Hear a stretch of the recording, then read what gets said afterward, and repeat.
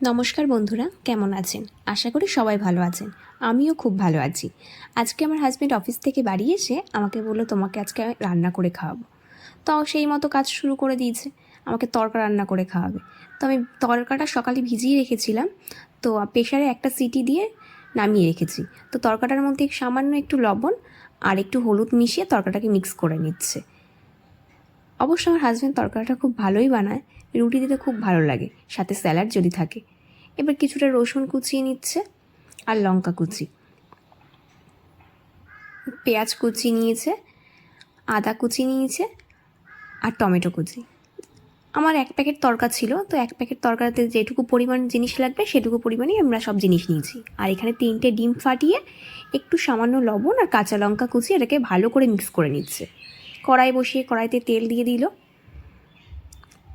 তেলটা গরম হওয়া পর্যন্ত আমরা অপেক্ষা করি। চলুন, তেলটা গরম হয়ে যাওয়ার পর এটাতে ফার্স্টে আদা কুচি, তারপর পেঁয়াজ কুচি,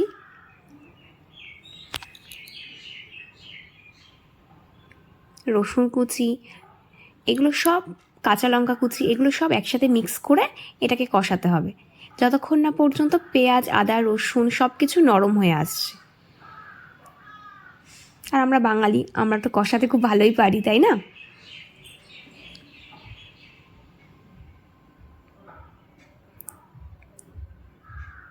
রান্নার মাঝে আমি একটু আমার হাজব্যান্ডকে দেখিয়ে দিলাম, খুব মন দিয়ে রান্না করছে।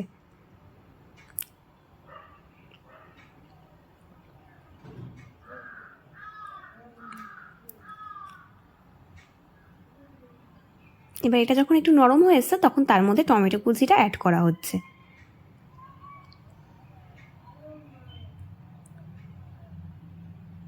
টমেটোটা অ্যাড করে ভালো করে মিশিয়ে এটাকে কষানো হচ্ছে। তার মধ্যে সামান্য একটু হলুদ আর লবণ দিয়েছিল, এই ক্লিপটা আমার নেওয়া হয়নি। এবার মশলা থেকে যখন কাঁচা গন্ধটা ছেড়ে যাবে তখন এই মশলাটা আমরা একটা পাত্রে নামিয়ে রেখে দেবো। এবার কড়াইতে আবার সামান্য একটু তেল দিয়ে যেই ডিমটা আমরা ফাটিয়ে রেখেছিলাম সেই ডিমটা দিয়ে একটা ডিমের ভুজিয়া মতো করে নেব। ডিমের ভুজিয়া মানে ডিম অমলেট করার পর সেটাকে একেবারে কুচি কুচি কুচি কুচি করে কেটে যেটা হয় আর কি। এবার ডিমের ভুজিয়া আমাদের রেডি হয়ে গেছে। এবার এটা আলাদা একটা পাত্রে নামিয়ে রেখে কড়াইতে আবার সামান্য একটু তেল দিয়ে যে মশলাটা আমরা কষিয়ে রেখেছিলাম সেই মশলাটা দিয়ে তরকার ডালটা আমরা ঢেলে দেবো। এবার আমার যেটুকু পরিমাণ জল লাগবে সেইটুকু পরিমাণেই জল দেব, আপনাদের যেটুকু লাগবে আপনারা সেটুকু জল দেবেন।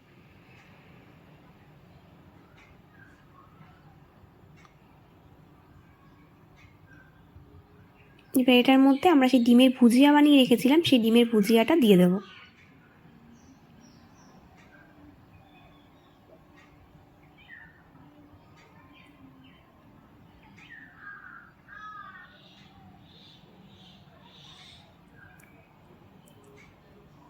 এবার ডিমের ভুজিয়া আর তরকার ডালটা একসাথে মিক্স করে নেব। আর তরকারি থেকে কিন্তু খুব সুন্দর একটা স্মেল বেরোচ্ছিল, বেশ ভালো লাগছিল গন্ধটা, সারা বাড়িতে গন্ধ ছিল তরকার।